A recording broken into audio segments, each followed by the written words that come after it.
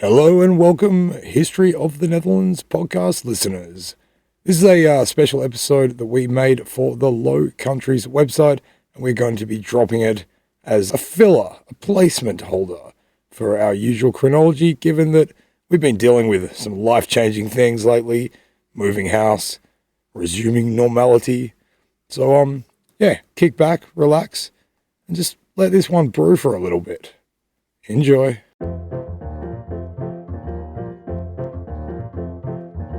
Welcome to the Low Countries Radio, a collaboration between Republic of Amsterdam Radio and the Low Countries website, celebrating Flemish and Dutch history and culture and its impact on the world today.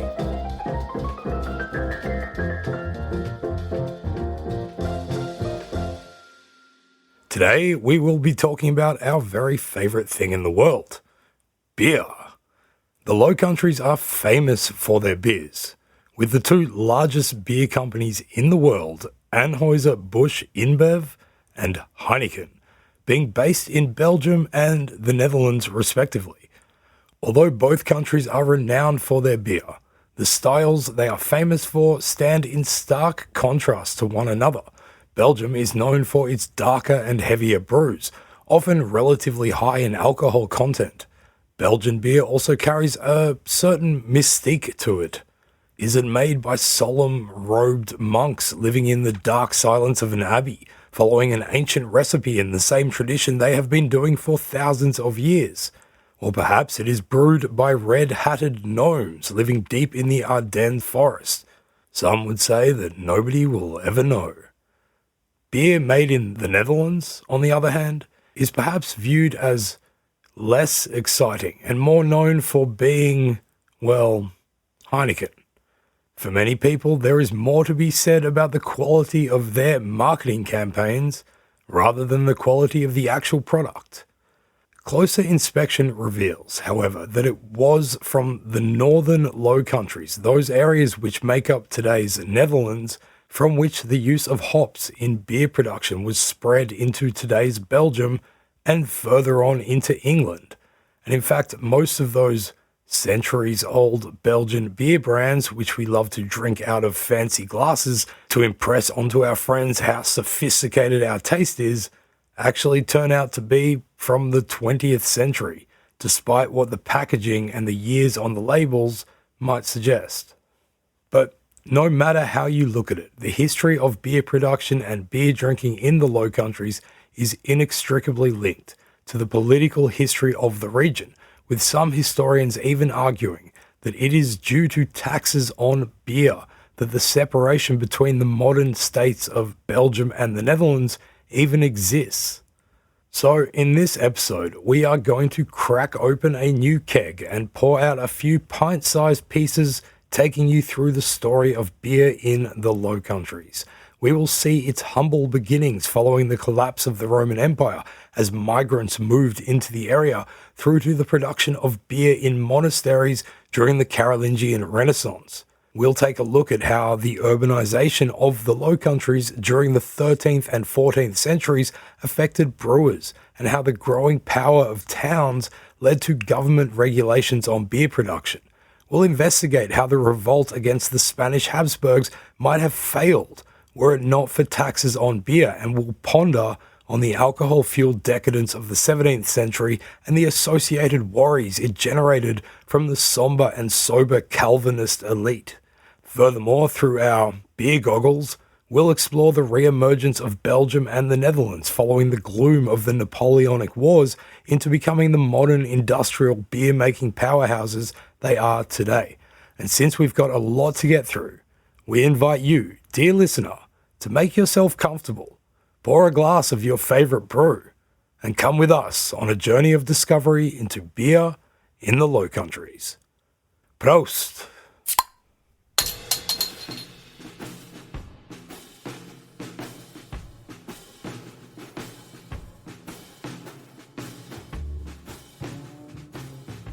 Before we get into the history of beer in the Low Countries, it is worth taking a moment to talk about exactly how beer is made and when did humans first start doing this. Making alcohol isn't actually very complicated since it is a natural process. We and all other animals respire aerobically, meaning our bodies break down sugars using oxygen. This produces carbon dioxide and water and gives us energy. When we lack oxygen, our muscles begin to respire anaerobically without oxygen, and as they do this, lactic acid is created. When you go for a run and you start getting a stitch in your side after 20 seconds because you've been sitting at home for 2.5 months during a global pandemic shutdown, this is because of the lactic acid being created by your muscles' anaerobic respiration. Bacteria normally break down sugars this way, by respiring anaerobically.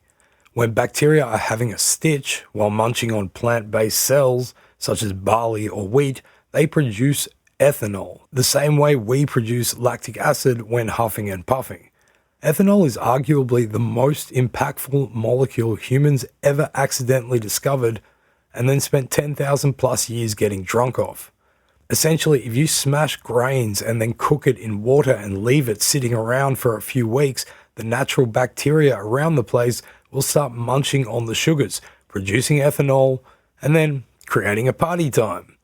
Of course, there are more complications to how beer is made today, but the very first people drinking the first beer did not know about them. What they drank would have probably tasted disgusting. But as we all know, every bad beer or wine tastes better the more you drink it. The very first chemically confirmed barley beer dates back some 5,000 years from within modern-day Iran. Beer is believed to have been drunk in ancient Mesopotamia and Egypt. It is mentioned in the epic poem Gilgamesh and even in the Bible. The earliest traces of it in Europe come in the form of archaeological evidence for malted grain, which has been discovered in a number of Roman sites in the northwest part of the continent. Norse sagas tell of Björn and Alu being beer for the gods and beer for the people, respectively.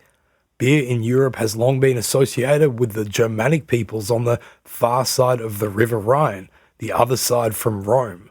Roman historian Tacitus was clearly talking about beer when he wrote of the Germans, quote, "Their drink is a liquor made from barley or other grain, which is fermented to produce a certain resemblance to wine," end quote. He went on to describe the German drinking culture. Quote, "Drinking bouts lasting all day and all night are not considered in any way disgraceful. The quarrels that inevitably arise over the cups are seldom settled merely by hard words, but more often by killing and wounding.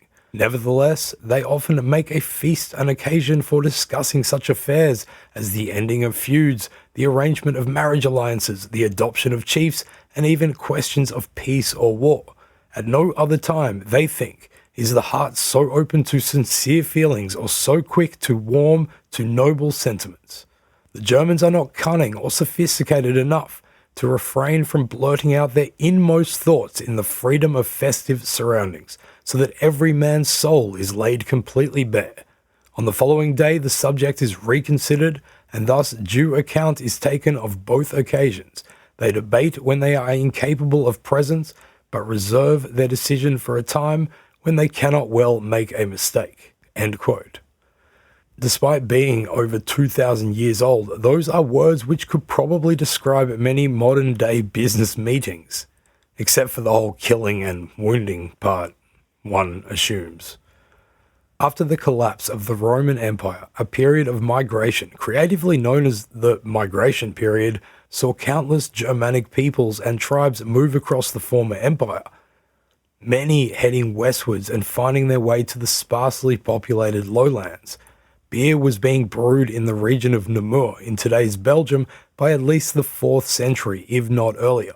A loose confederation of Germanic lowlander tribes, known as the Franks, settled in the Low Countries, and for them, brewing was an important and regular part of household life.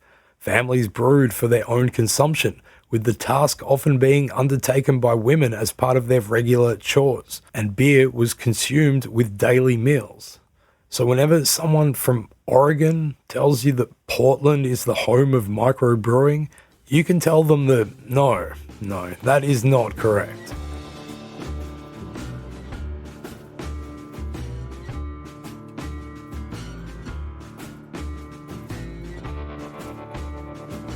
In the 9th century, the Frankish king Charles the Great lent his name to what became known as the Carolingian era, which saw a renaissance of culture and technology in the Low Countries in many fields, including the production of beer. Charlemagne's empire emanated out of its capital city of Aachen, which sits in the Low Countries right where the border of Germany, the Netherlands, and Belgium meet today. It has been documented that Charlemagne employed a brewer at his court to make sure that the quality of beer produced was up to his standards. Being a Christian king, as his empire grew, so too did the Christian faith spread, often violently, but also considerably due to the proliferation of monasteries. Monasteries were important institutions since they promoted the education and literacy required for administrators to run this huge empire. And since monks often had nothing else to do other than write stuff down, these monasteries have provided lots of records for later historians to pore over, which document life in that time. In 820 AD, the St. Gall monastery plan was laid out as a prototype for the ideal monastery, including a walled complex holding a basilica, as well as living quarters, a dormitory, guest house, bakery, kitchen, and most notably, not one, not two, but 3 different breweries. Monasteries tended to produce surplus amounts of grain, meaning they had the necessary ingredients to create our favorite drink, and drinking beer was said to have medicinal properties and provide spiritual benefits. Added to these were the obligations that monasteries must provide board and shelter to monks, pilgrims, the poor, and travelers, and this meant that the production of beer became a regular function of many of these abbeys. These beers differed from one another, as beers do today. However, the beverage drunk in the Low Countries back then had little resemblance to what we recognize as beer today. It had a much lower alcohol percentage and provided both hydration and extra calories at a time when people were working mostly in physical labor. Lesser quality beer was made of oats and a little bit of wheat, whereas the social elite had access to more expensive beer made from wheat and barley. There was very little use of hops in any beer around the Low Countries at the time. Instead, rural and monastic brewers used additives to give the beverage taste. The beer was flavored with herb and spice blends, what became known in Dutch as groot and in English as groot. Unfortunately, given the ambiguous wording of the source documents, nobody really knows what groot actually was. Everybody's like, "What are you?" And it's like, "I am groot." It must have been a combination of herbs and spices which helped to preserve the beer as well as give it flavor. Bog myrtle seems to have been a staple ingredient. Given the boggy, marshy landscape of the Low Countries, bog myrtle is certainly available. Essentially, we can imagine that people experimented with giving their beer a bitterness and flavoring, so it might have included ginger, lavender, aniseed, cumin, which was popular in Germany. You can imagine that rosemary, lavender, or aniseed flavored beer would have tasted very different to a fresh, modern Pilsner. It probably would have tasted like a post-midnight beer and Jägermeister combo, which is to say just terrible. It was quite difficult for the rulers in the Low Countries to snag a source of revenue from beer, given that the production of it was so widespread but on small household scales. So instead of taxing the actual production of the drink, the emperors following Charlemagne decided to generate income through the sale of the ingredients necessary to make it. It was an established tradition that the right to land not being used inside his domains belonged to the emperor alone. All of that unclaimed bogland in which grew the wonderful bog myrtle from which groot is created was thus naturally the emperor's possession, and it was thus up to him to decide how to dish that groot out to his subjects and which of his subjects were entitled to it.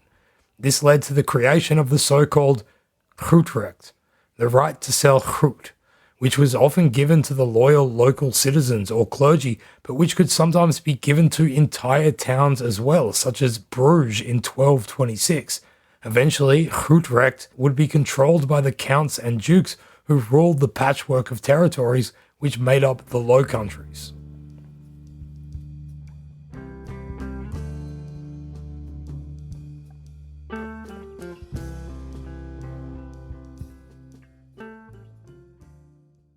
From the 12th century on, beer production in the Low Countries moved from the monasteries based in the countryside to towns, as the area underwent a dramatic process of increased urbanization.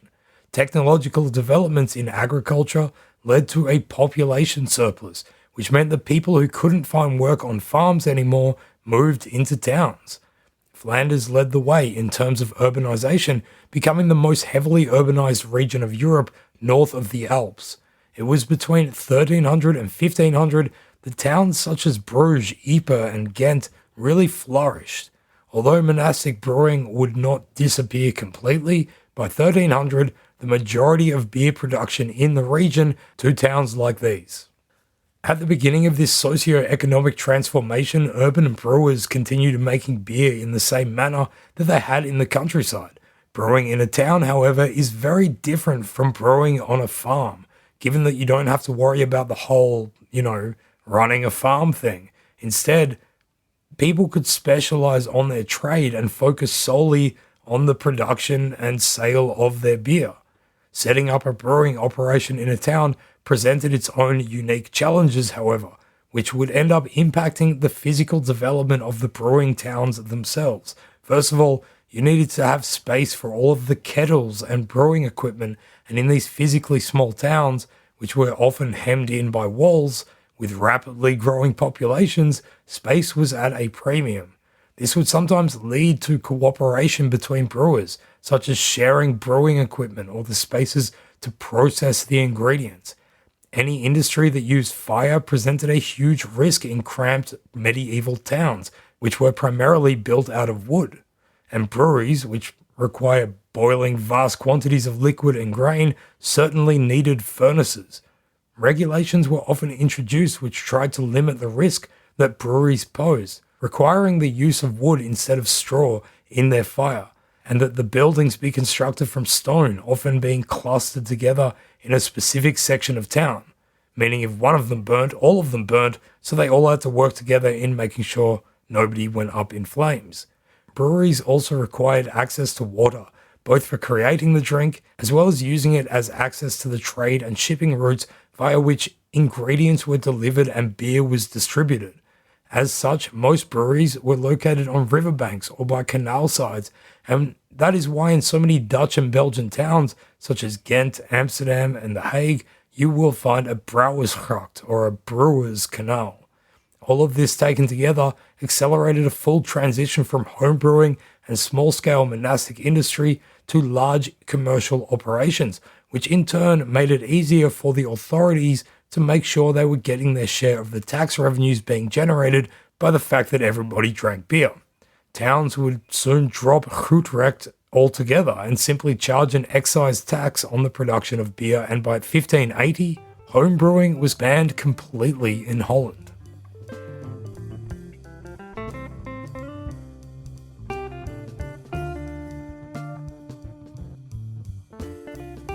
One of the reasons why goedrecht was dropped was because of an innovation in beer production which took place around this time. This was the use of hops instead of goed to create an exportable beer. Hops is a relative of the hemp plant, and although people had experimented with using it in beer brewing since at least the Carolingian times and probably earlier, beer made from hops is an acquired taste and was simply more difficult to create than beer from goed. The thing about hops is that it has antibacterial properties, which means that it is less susceptible to spoilage. This meant that the beer didn't need to have as much alcohol in it as goed beer did to stay good, which meant that less sugar and grain had to go into making it, leading to an easier to consume drink, which could be made more cheaply and in larger quantities. Basically, it was the perfect thing to whack into barrels, put into the bottom of a ship, and export to faraway places, much like other products such as salted herring were being. Before refrigeration was invented, anything which could stay good for a long time and be stockpiled was perfect for sale in far distant markets, and their introduction into those markets could be timed to ensure that they could get the best price. As urbanization continued throughout the 13th and 14th centuries, networks of towns began to cooperate with each other to protect one another's interests and to ensure the flow of goods and merchants between them. One league which developed in northern Germany and the Low Countries was known as the Hanseatic League, which brought together market towns such as Bruges, Ghent, Kampen, Hamburg, Lübeck, and Danzig, among many others. Sometime after 1200, brewers in North German towns, particularly Bremen and Hamburg, took advantage of their access to grain markets further east and north to manufacture hopped beer in large quantities for sale in the rich southern markets of Flanders and the Low Countries.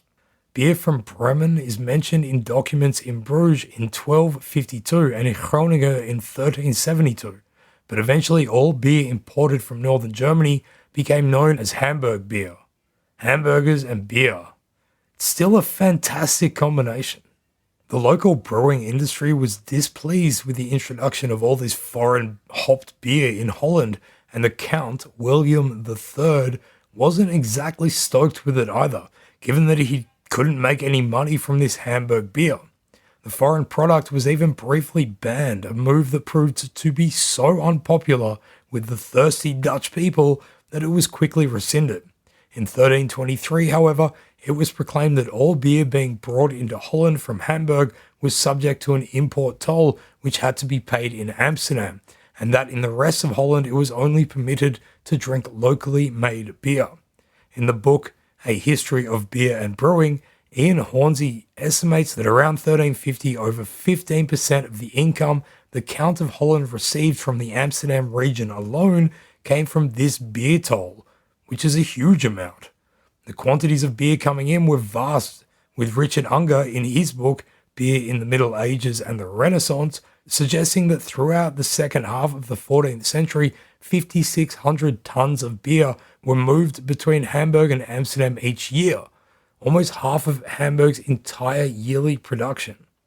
Amsterdam was well connected to the southern regions of the Low Countries via internal waterways, which were much safer to sail on than the treacherous North Sea, and so much of the beer which ended up in Flanders first came via Holland.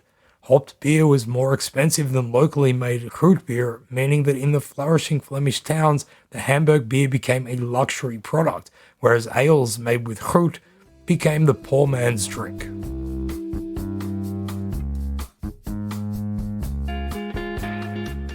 It's worth taking a moment to just appreciate the fact that basically everybody drank beer throughout the day, which resulted in extremely large quantities of it being consumed per person per year.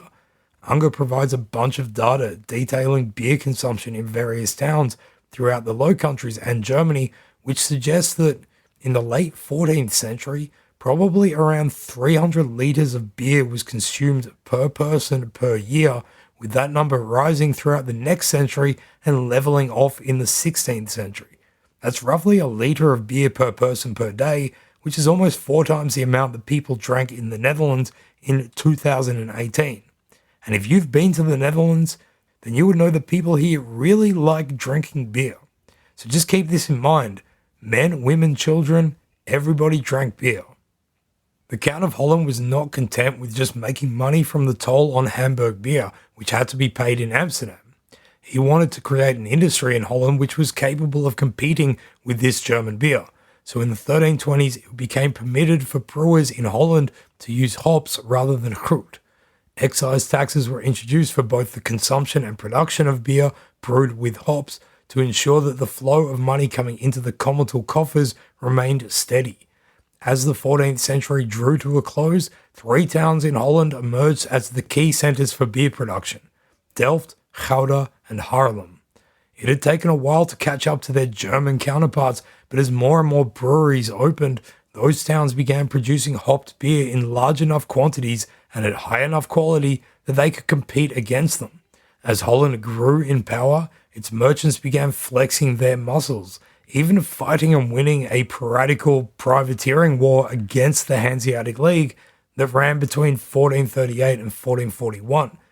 This completely cut off the North Sea trade and devastated the ability of those North German brewing towns to reach the lucrative markets in Flanders. Beer brewed in Holland would come to be drunk throughout the Low Countries, from Groningen, Friesland, the Oversticht, to Brabant and Flanders. This in turn led to a similar change in taste, and local production switched from fruit to hops in those places too, though the process was slower in the south compared to in Holland. Ultimately, however, this transition to hopped beer would generate so much money that towns became dependent on it, addicted to the wealth it generated, and that wealth would even go a long way towards ultimately helping the rebellious Low Countries break away from their Habsburg Spanish overlords.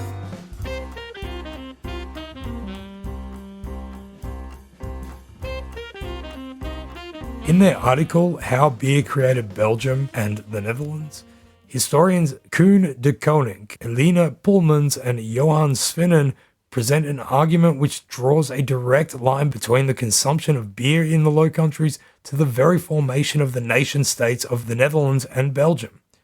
For centuries, the Low Countries have been a collection of individual territories, like the Duchy of Brabant or the County of Flanders. Each was ruled by some kind of count or duke or bishop who ultimately paid homage to either the King of France, the Emperor in Germany, or the Pope in Rome. Throughout the 15th century, these territories came to be drawn together under the control of the Dukes of Burgundy, and in the late 15th century, after the marriage of Mary of Burgundy to Maximilian of Habsburg, they came to be a part of the Habsburg Empire too. It was against the Spanish Habsburg king, Philip II, that the Low Countries went into open revolt in the late 1560s, beginning a war which would last for 80 years and appropriately become known as the 80 Years' War. The 80 Years' War is quite frankly a terrible name for the conflict, for various reasons, but especially since, according to those historians mentioned earlier, this was the perfect opportunity for a much more interesting name to be put into the war nomenclature. Right alongside the First World War and the Second World War, you could have had the Beer Drinking War, which would no doubt make it much more enticing for prospective historian students to study. But anyway, I digress. The Dutch revolt against Spain truly was a David versus Goliath story. Similar to the 2010 World Cup final, the Spanish were, on paper, the favourites. Unlike that final, however, in the 80 Years' War, it was the little Dutch David that eventually prevailed. At this time, the method of conducting warfare was undergoing huge changes. Traditionally, nobles would raise banners and troops would be mobilized from amongst the knights and the common citizenry to march off to fight specific contests, after which everyone would all go home if they survived and back to their jobs. Now, however, rulers like Philip II were utilizing professional national standing armies with soldiers who were full-time trained fighters. This gave them more organized, better trained, and more flexible armies. One of the problems this created, however, was that professional soldiers really liked to be paid for their work. If they weren't paid, the soldiers would simply leave and head home to their farms and family, or perhaps go on a violent rampage to express their discontent with management. All of this meant that Philip II needed a lot of money with which he could pay his soldiers, meaning that he needed to raise taxes across his empire. By the 1590s, Philip needed to spend double what his Dutch rivals were in order to keep on fighting and suppressing their revolt.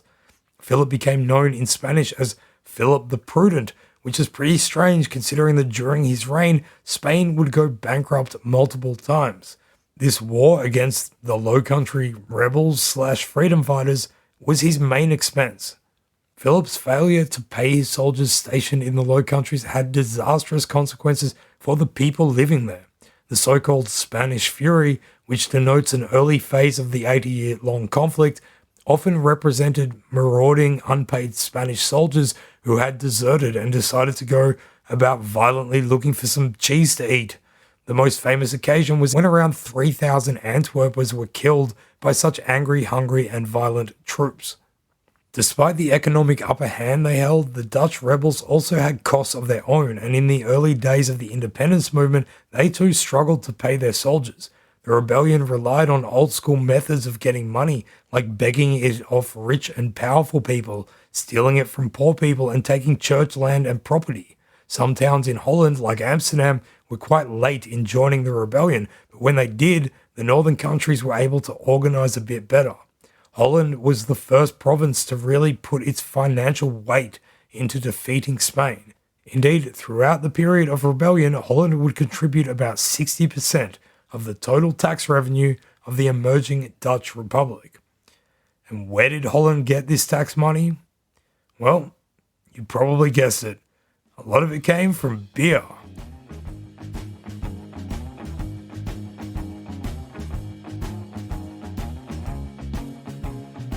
Remember those excise taxes we mentioned earlier on the consumption and production of beer? Well, by this stage, it is estimated that about 40% of Holland's total tax revenue was coming from excise on beer and wine, with beer contributing the lion's share of about 3/4 of that. Basically, 3 out of every 10 guilders which Holland was bringing in each year was a direct result of people's unquenchable thirst for beer, which is truly remarkable. As the requirement for more money increased with the war effort against the heavy-hitting and furious Spanish army, Holland doubled its tax on wine and beer and did away with all other excise taxes. In 1574, the Estates General of Holland decided that beer could be the basis for further funding, and that although towns could keep 1/3 of their beer-generated revenue, the other 2/3 would combine with the hefty tax on beer and wine and go to paying for the war effort. This was soon transformed into a so-called common means tax, of which beer is calculated to have provided for around 30%. As the war stretched on, decade upon decade, Dutch expenditure on the war was able to increase mightily. Between the middle 1580s and 1600, they were able to increase their war budget by over 8% each year, and by the 1630s, the Dutch were spending double what the Spanish were able. As written by de Koning, Pullmans, and Swinen, quote, "Although Spain had a mighty empire and rich colonies, the Dutch developed a highly efficient system of public finance, which in the end allowed them to outlast the Spanish." End quote.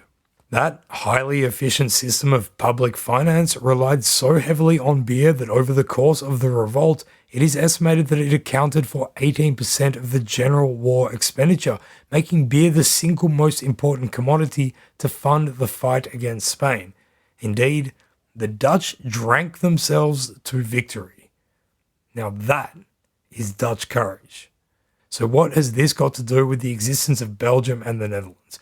Well, despite how much beer they drank, the rebellious armies in the Low Countries were never able to fully kick the Spanish out of the region, and the conflict only ever came to an end with the Peace of Westphalia and the signing of the Treaty of Munster in 1648. This treaty essentially split the Low Countries into two parts, the north being a new independent republic known as the United Provinces of the Netherlands, and the other in the south remained under the control of the Spanish, becoming known as the Spanish Netherlands and later the Austrian Netherlands. The border between these two is a great example of one of those strokes of a pen on a map which says, here be one place and there be another. On both sides of that line, people spoke pretty much the same language, and yes, we are arguing in this context that Dutch and Flemish are the same language spoken differently. Some previously existing provinces were split in two, meaning that you now had a Brabant, a Flanders, and a Limburg in both the Dutch Republic and the Spanish Netherlands. But despite being a completely artificial divide, this line which separates these two chunks of the Low Countries pushed them onto diverging paths of fate. The Dutch Republic went through an economic and cultural boom, and commercially straddled the planet in a way that no other swampland ever had. The southern Low Countries, on the other hand, first under Spanish and then later Austrian Habsburg rule, comparatively stagnated. Following the French Revolutionary Wars and Napoleon, both the north and south became part of France, but after Napoleon's defeat, the Congress of Vienna in 1815 reunited the two regions as the Kingdom of the Netherlands. 15 years later, the Belgians realized that they were not into this whole the Netherlands thing, went into their own rebellion, and gained their independence in 1839. The borders between the Kingdom of the Netherlands and the newly formed Kingdom of Belgium still largely coincide with those which were established with the 17th century Treaty of Munster.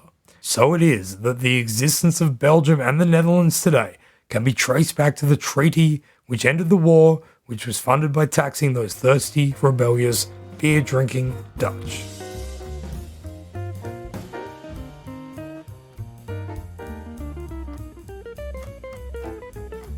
Over the 17th century, Dutch artists became renowned throughout Europe for their work depicting not Bible scenes or royalty, but rather paintings of common people living their ordinary lives, many of which showed people drinking beer and other booze. As we mentioned, the Dutch victory over the Spanish in the 80 Years' War was something of a David versus Goliath battle. It had resulted in the creation of a new mercantile republic surrounded on all sides by powerful monarchies who looked on jealously at the wealth and prosperity of the people living in this small boggy swamp. At the same time, the people living in the Dutch Republic had to constantly worry about the ever-present and ever-real threat of being consumed by the sea. That the United Provinces had managed to come out of this conflict seemingly on top of the world was such an unexpected and unlikely result that it naturally led to a lot of introspection on behalf of the new nation. Questions of identity arose. Who exactly are we?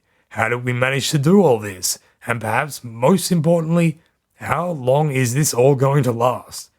In his work, The Embarrassment of Riches, historian Simon Schama argued that the Dutch Republic lived with a constant dread of corruption, as though people at the time were seemingly all too aware that this newfound glory could disappear as quickly as it had arrived. And one of the ways this was expressed was through paintings depicting scenes of alcohol and beer-soaked debauchery. In his essay, Sobering Anxieties, Alcohol, Tobacco, and the Intoxicated Social Body in Dutch Painting During True Freedom, 1650 to 1672, historian David Baylor writes that, quote, no other imagery in 17th century Dutch genre painting was so paradoxically associated with malfeasance and national pride, with embarrassing disgrace and economic success, with threatening foreign invasions and the comforts of home, and with masculinity and femininity as effectively as images of alcohol and tobacco consumption. End quote. Go walk through the Rijksmuseum one day and you will see painting after painting depicting scenes of soldiers feasting at tables, drinking toasts to each other, or of household scenes showing drunken men and women sitting around touching each other whilst naughty children stand around watching them. These images are often very humorous, but were designed with a clear moral message in mind. Sure, these people might be having fun, but their intoxication is making them neglect their proper role in society, much like children growing up in that family would be bound for a life of sinfulness. So too would the Republic become rotten from the inside if it allowed itself to. Perhaps the master of this genre of painting was a guy called Jan Steen.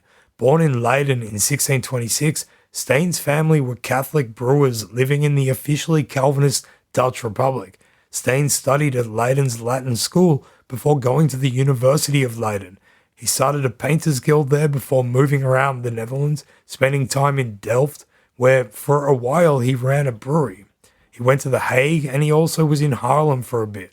In the final years of his life, the Dutch art market collapsed, so to get an income, he ran a tavern in Haarlem.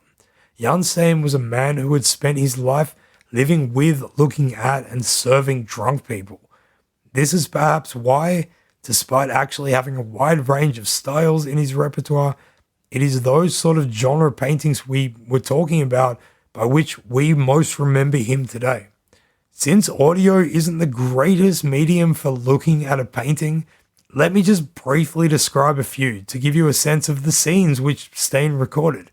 In The Drunken Couple, a woman lies completely passed out, slumped on her back, in the lap of a man who is presumably her husband.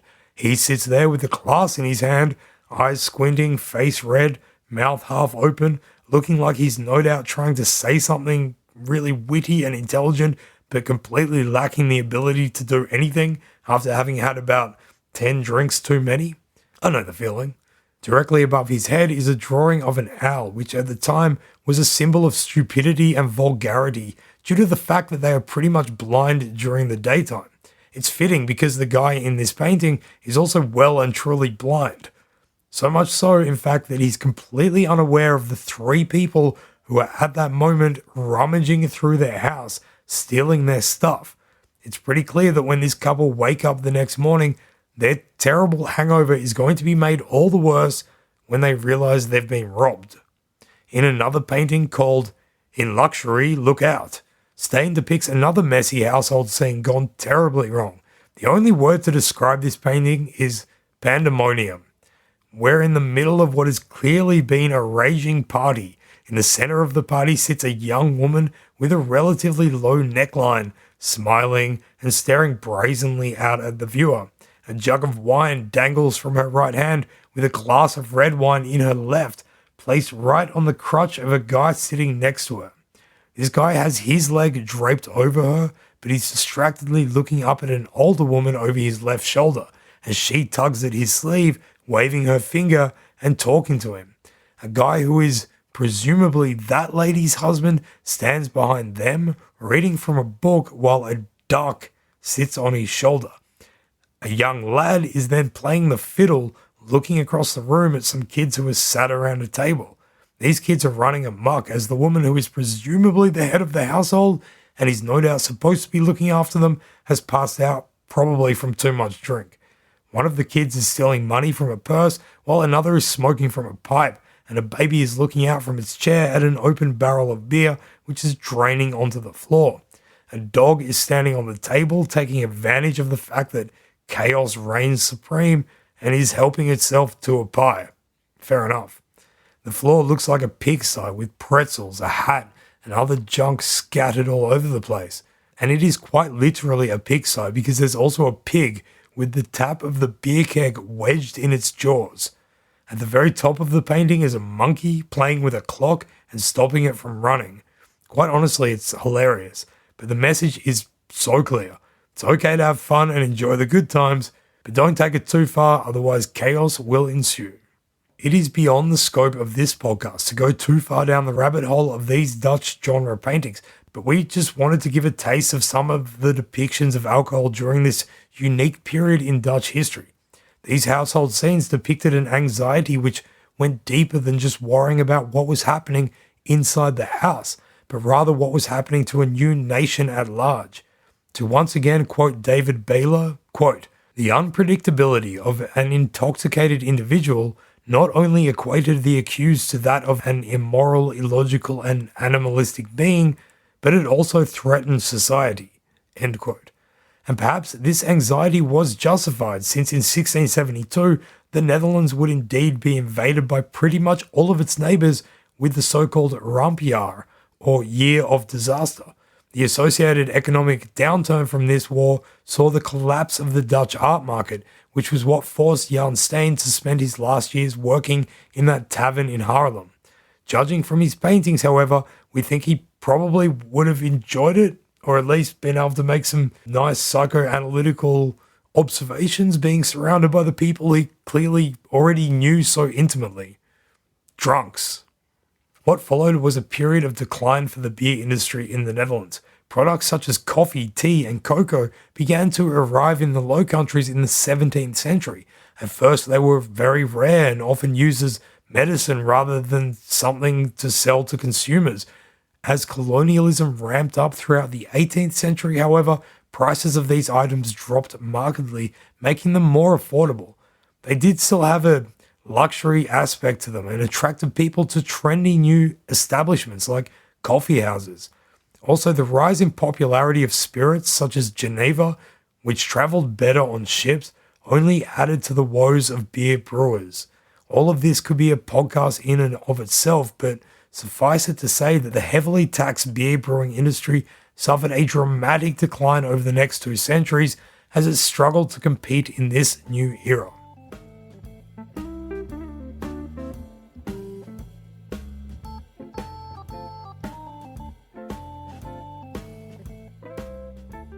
In the 19th century, industrialization and scientific advancements had a dramatic impact on commercial beer, which would pave the way towards the modern brewing industry as we know it in the Netherlands and Belgium today.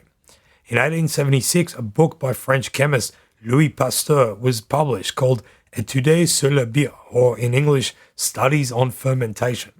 The book outlined the discoveries he'd made by experimenting with the microbial nature of fermentation, which we briefly touched upon at the beginning. From this point on, the bacterial process by which beer is made would come to be understood in far greater depth and detail. It was Pasteur's work which would ultimately lead to more control over the brewing process and to a greater standardization of the final product. In 1864, a 22-year-old man named Gerard Adrian Heineken purchased a building in the center of Amsterdam called the Hooiberg, the haystack.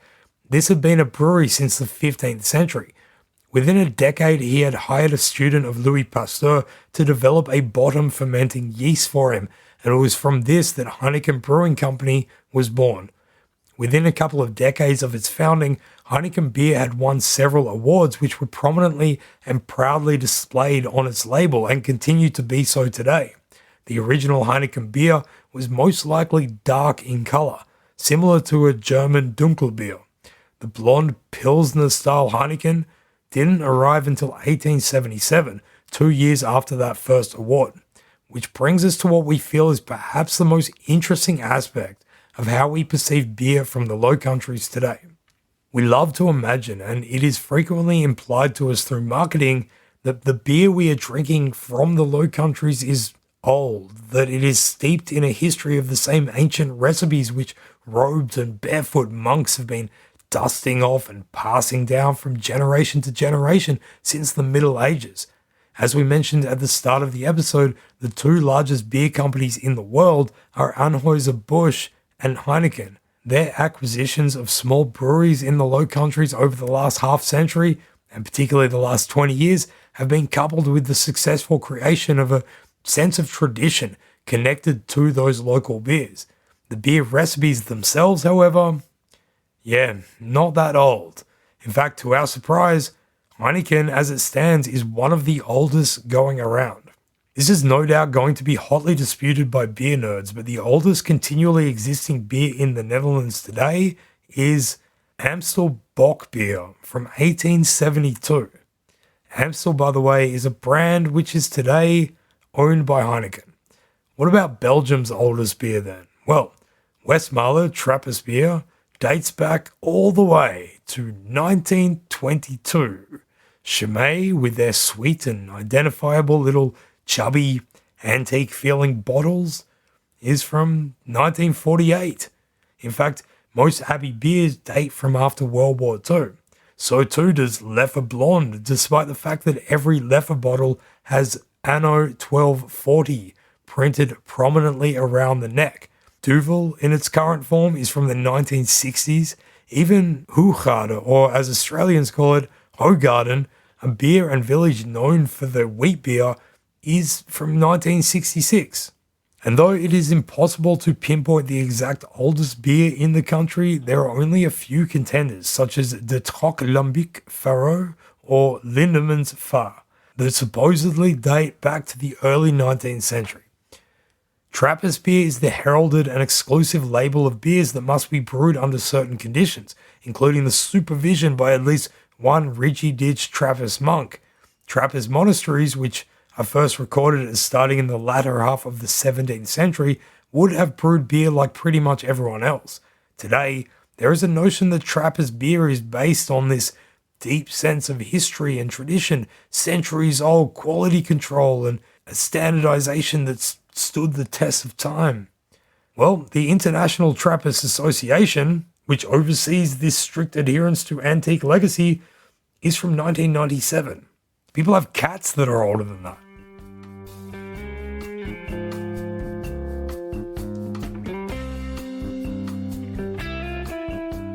The fact is that the modern beer companies and their marketing departments have realized that appropriating and latching onto the identities, names, and characteristics of monks is a great way to sell a lot of beer. Yes, I know this hurts to hear. An example of this is one of the most popular beers from Belgium, Triple Carmelite, made by Brouwerij Bostales. Triple Carmelite has received multiple international awards. It's a fantastic beer, and if you read the label, you'll see that it is brewed, quote, according to a 17th century recipe from the Carmelite monastery in Dendermonde. The Carmelites are a Roman monastic order founded in the 12th century, which still exists to this day all over the world. The Carmelite monks living in Dendermonde, however, were thrown out of their monastery by the revolutionary French in the 1790s. The old abbey became a courthouse before it was completely destroyed during the First World War. So what connection did these monks have to the beer we drink today? Well, it turns out not a lot.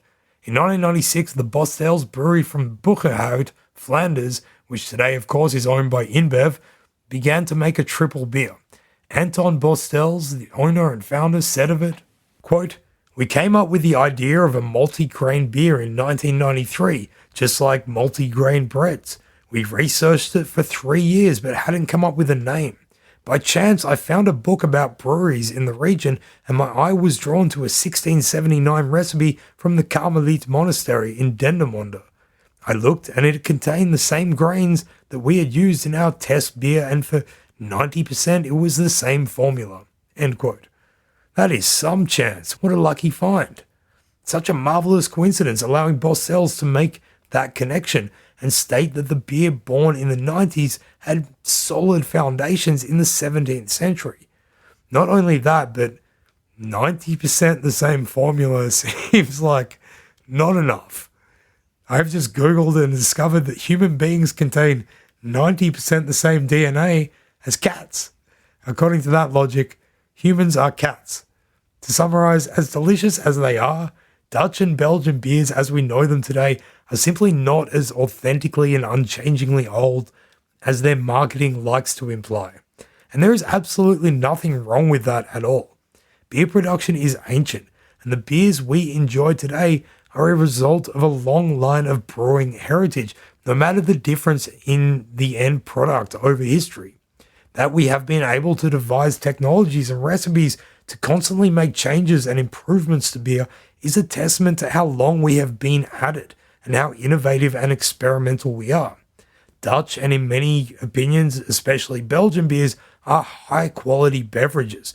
We should consider ourselves lucky to be living in a time where we are not resorting to putting bog myrtle or lavender or rosemary or aniseed in beer in order to get rid of the muddy taste of the water from which it has been made. Rather, such is the plethora of different beers available to us today that similarly disgusting ingredients like banana and chocolate and raspberry and mango flavoring are sometimes atrociously added in an attempt to appeal to non-conventional beer drinkers, rather than because there's no other choice. When you are making mango-flavored beer, you live in a golden age of non-mango-flavored beer. And that, dear listeners, is the refreshing story of beer in the Low Countries, a practice we have been undertaking for millennia, has ridden the waves of socio-economic changes which have shaped and formed the societies we live in today. These changes have been reflected in how and what we brew, and it seems this is something that we can rely on happening into the future. Recently in the Low Countries, we have seen the emergence of microbreweries which emanate more from changes in the brewing landscapes of places like Canada, USA, Australia, New Zealand, and India. How these different brewing identities are absorbed into a market dominated by two huge brewing companies will be very interesting to see. The best thing to do is sit back, crack another one, and drink it all in.